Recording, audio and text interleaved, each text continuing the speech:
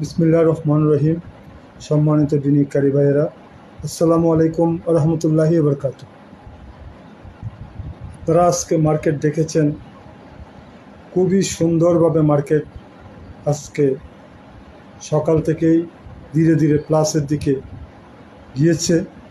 প্রায় ৭৫ পয়েন্টের উপরে আজকে প্লাস হয়েছে মার্কেট, কিন্তু দুপুর ১টা পর্যন্ত মোটামুটি মার্কেট তার ধারাবাহিকতা ধরে রাখার চেষ্টা করেছে। যদিও বা ২২৪টার মতো শেয়ার তখন গেইন ছিল, ৯৬টা শেয়ার তখন ১টা বাজে ৯৬টা শেয়ার লুজার ছিল, বাকি ৫৫টার মতো শেয়ার আনচেঞ্জ ছিল। এই একটা কন্ডিশন ছিল। হঠাৎ করে লাস্ট ঘন্টা খানিক, অর্থাৎ লাস্ট ১ ঘন্টা এক ধরনের একটা ঝড় বয়ে গেল বাজারের উপর দিয়ে। এমনভাবে সেল প্রেশার আসছে বাজার, যার আজকে বাজার দীর্ঘদিন পর একটা ভালো লেনদেন হয়েছে। আজকে বাজারে টোটাল লেনদেন হচ্ছে ৮৬০ কোটি টাকা, অর্থাৎ গতকাল থেকে প্রায়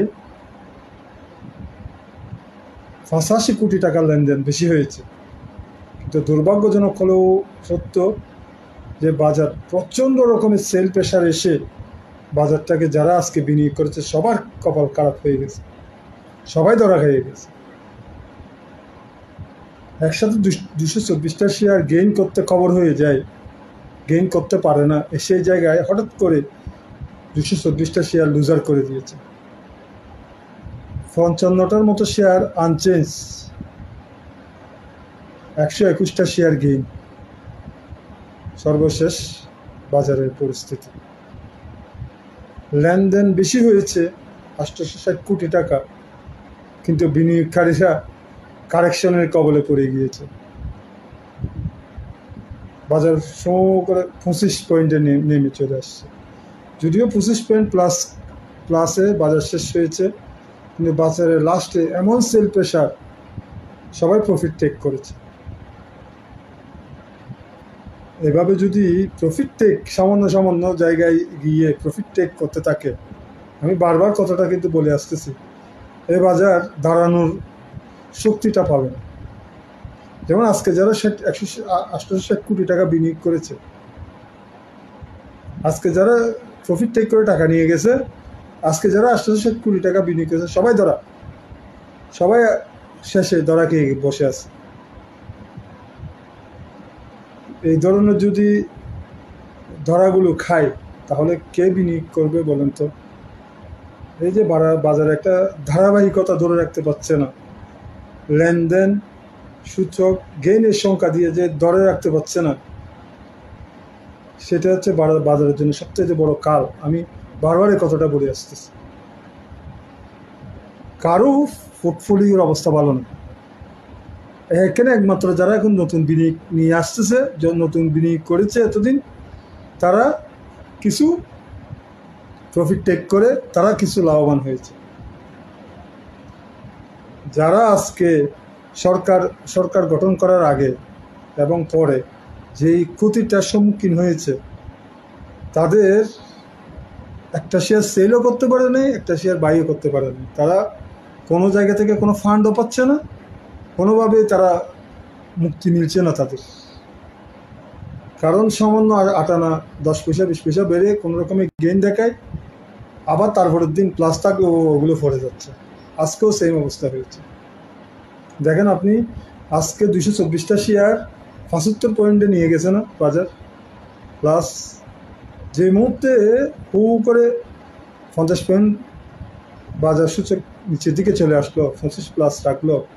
দেখেন যেগুলো গতকালকে বাঁচছিল ওগুলোও পড়ছে, আজকে আরও নতুন করে যেগুলো আগে আনচেঞ্জ ছিল ওখান থেকেও পড়ছে, প্লাস গতকালকে যেগুলো গেইন করছে ওগুলোও পড়ছে। সবগুলোর অবস্থা খারাপ হয়ে গেছে, একেবারে মিশাই দিয়েছে। ২২৪টা লুজারে নিয়ে গেছে, ৫২টা আনচেঞ্জ, ৫৫টা। এখানে আসলে আলটিমেটলি বিনিয়োগকারীদের পোর্টফোলিও কোনোভাবেই সবুজ হচ্ছে না, কোনোভাবেই রিকভারি হচ্ছে না, এদের ভাগ্যের পরিবর্তন হচ্ছে না। বাজার অলরেডি কিন্তু 600 পয়েন্টের মতো বাজার বেড়েছে, আজকে সহ 5200 ক্রস করছে বাজার। কিন্তু 5200 ক্রস করলেও বাজার কিনা স্টেবল হতে পারছে না। সূচক বাড়তেছে, সূচকের সাথে বাজারের শেয়ারের বাড়ার মধ্যে কোনো তাল মিলছে না, কোনো ধরনের হিসাব মিলছে না। 75 পয়েন্ট সূচক বাড়ার পরেও দেখেন আপনারা অনেকগুলো শেয়ার তখনও কিন্তু 184টা 222টার মতো শেয়ার তখন গেইন ছিল, করে পরে এখন দেখেন 121টায় চলে আসছে, এখানে 224টা লুজারে চলে গেছে। 860 কোটি টাকা যারা লেনদেন করেছে সবাই মাঠে মারা গেল। এখন এই আজকে যে সেল প্রেশারটা আসছে এটা কালকে কাটিয়ে উঠতে পারবে কিনা আই ডোন্ট নো, কারণ আজকে যারা বাই করছে তারা তার কালকে সেল করতে পারবে না। তখন কালকে আজকের বাজারে যে হুট করে সেল প্রেশার, যে বাজারে যে মাইকটা গিয়েছে, বিনিয়োগকারীরা কালকে সাহস করবে কিনা বিনিয়োগ করতে, সেটাই এখন দেখার বিষয়। যদিও 860 কোটি টাকা লেনদেন, 860 কোটি টাকা কিন্তু বিনিয়োগ হয়ে গেছে। 600 পয়েন্ট বাজার বাড়ার পরেও, 600 পয়েন্টের বেশি বাজার বাড়ার পরেও বিনিয়োগকারীদের শেয়ারের মূল্যের তেমন তারতম্য হয়নি। সামান্য 20 পয়সা 30 পয়সা, কোনো শেয়ার 1 টাকা এই, অথচ এগুলো 600 পয়েন্টের মধ্যে বিরাট ধরনের দরপতন হয়েছে। 600 700 5200 থেকে 4600 আসার সময় বাজার বড় ধরনের একটা দরপতন হয়েছে। আপনারা শেয়ারগুলো দেখেন না, প্রত্যেকটা ইন্ডিভিজুয়ালি দেখেন। এইভাবে কখনোই মার্কেট ঠিক করানো যাবে না। লো পেট আপ শেয়ার দিয়ে আপনারা মার্কেট টিকিয়ে রাখতে চাইবেন, এটা কখনো সম্ভব নয়। আর কয়েকটা ভালো ভালো ওষুধ কোম্পানি, কয়েকটা টেক্সটাইল, তারপরে আর কয়েকটা কি বলে যে ব্যাংক, এই ধরনের এগুলো দিয়ে আসলে কখনো বাজারকে স্থিতিশীল অবস্থায় নিয়ে যেতে পারবেন না ওভারঅল বাজার যদি ভালো না হয়। আপনারা ওভারঅল বাজার ভালোর দিকে কেউ নজর দিচ্ছেন না। যেটার বলি, আজকে যে বিনিয়োগকারীরা এসেছে তাদেরকে সবাইকে শেয়ার ধরে দিয়ে এরা টাকা নিয়ে উধাও হয়ে গেছে। এখানে যারা আজকে বিনিয়োগ করছে তাদের প্রত্যেককে শেয়ার ধরে দিয়ে এরা বেরিয়ে গেছে টাকা নিয়ে। যেমন আজকে বিএসসি দেখেন, বিএসসি থেকে মানুষ টাকা বের করছে। আপনি যারা এই যে ব্যাটবিসি থেকে মানুষ টাকা বের করছে, যারা 200-250 টাকার মধ্যে ব্যাটবিসি কিনেছে তারা আজকে টাকা বের করছে, যারা 270 টাকা দিয়ে ব্যাটবিসি তারা আজকে টাকা বের করছে। এখানে মানে বেশিক্ষণ রাখার সময় নেই। 50 পয়সা 1 টাকা 50 পয়সা 70 পয়সা ফাইলেই সেল মারি দিচ্ছে। এটা কি বাজার বলা যায়? এটাকে বাজার বলা যায়? আমি গতকালকেই বলেছি যে এখানে এইভাবে হবে না, এইভাবে বাজারের আস্থা সংকট দূর করা যাবে না।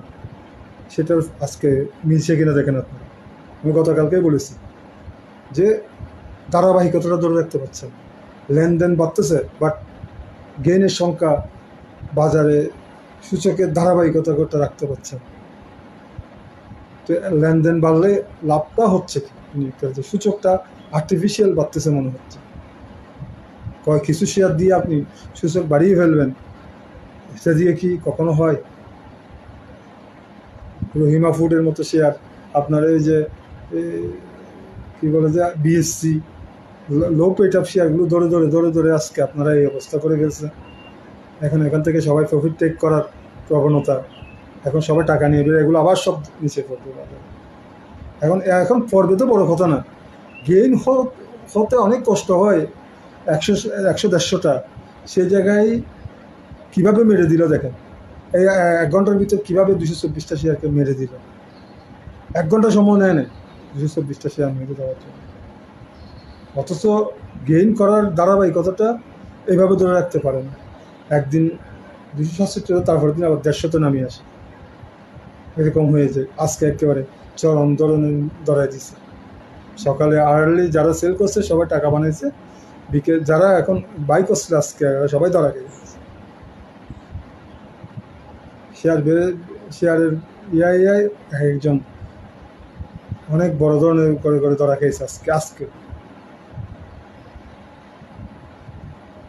আসলে বাজারকে এই যে কারেকশনটা বাজার, এটা কিন্তু বাজারের একটা চিরাচরিত নিয়ম রীতি, ঠিক আছে, তো সবাই মানে, কিন্তু বাজার একটা নির্দিষ্ট জায়গায় আগে নিয়ে যান না বাজারটাকে, তারপর আবার আপনারা প্রফিট টেক করেন, আবার 200-300 পালান, আবার 200-500 বাড়ান, ওইভাবে বাজারের আস্তে আস্তে বাজারটা শক্তিশালী হবে।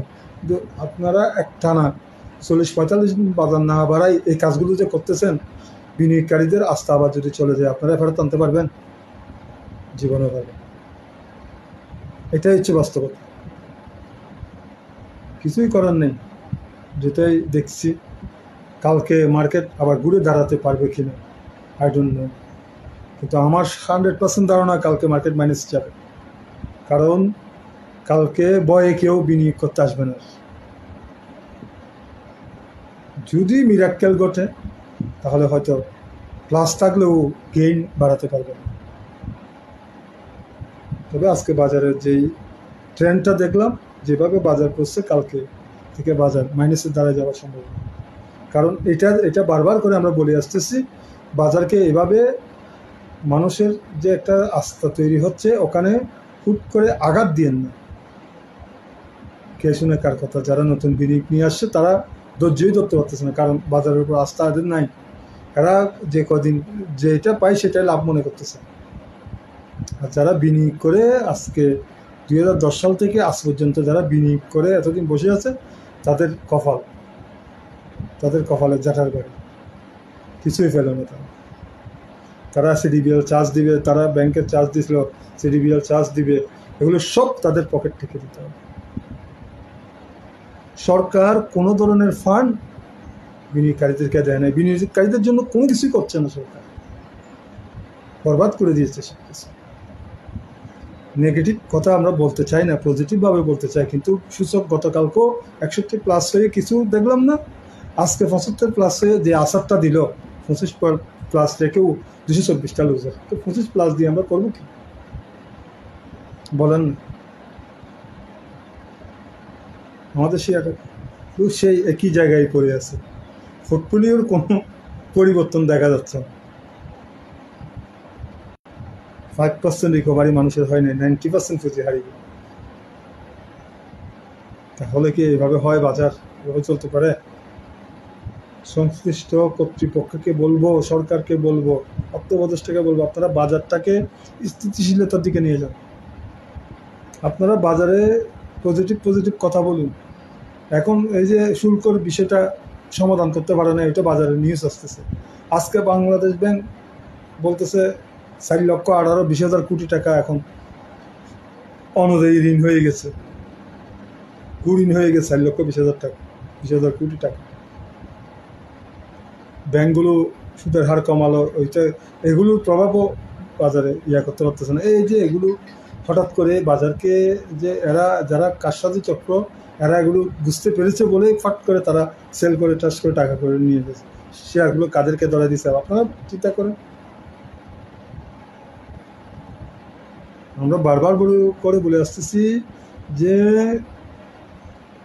লো পেট আপ শেয়ারগুলো, জাং শেয়ারগুলো দিয়ে যদি বাজার বাড়িয়ে, সূচক বাড়িয়ে, যদি ওভারঅল বাজারকে, সূচককে কি বলে যে গেইনের সংখ্যাকে, লেনদেনের ধারাবাহিকতাটাকে একই লাইনে, একই পথে হাঁটাতে না পারলে বাজার আবার ধরা খাবে। আজকে দেখেন কি হচ্ছে, এগুলো নিয়ে তাড়াতাড়ি পদক্ষেপ নেন। আপনি যারা আটকে গেছে তাদেরকে ফান্ড দেন, ফান্ডটা ইম্পর্টেন্ট এই মুহূর্তে। তারা যদি একটা ব্রেক ইভেনে চলে আসতে পারে, বাজারের মধ্যে একটা এদের সাথে কম্পিটিশন দিতে পারবে। এখন তো পাচ্ছে না, এখন যারা নতুন বিনিয়োগ নিয়ে আসছে তারা যা ইচ্ছে তা করতেছে, যারা আটকে গেছে তারা কিছুই করতে পারতেছে না। সুতরাং আপনাদের প্রতি দৃষ্টি আকর্ষণ থাকবে ওভারঅল বাজারকে ভালো করার জন্য, পদক্ষেপগুলো নেওয়ার জন্য, বিশেষ করে লোনটা দেওয়ার জন্য। এই বলে আমার আজকের লাইভ আমি ইতি জানলাম। আসসালামু আলাইকুম রহমতুল্লাহি ওয়া বারাকাতুহু।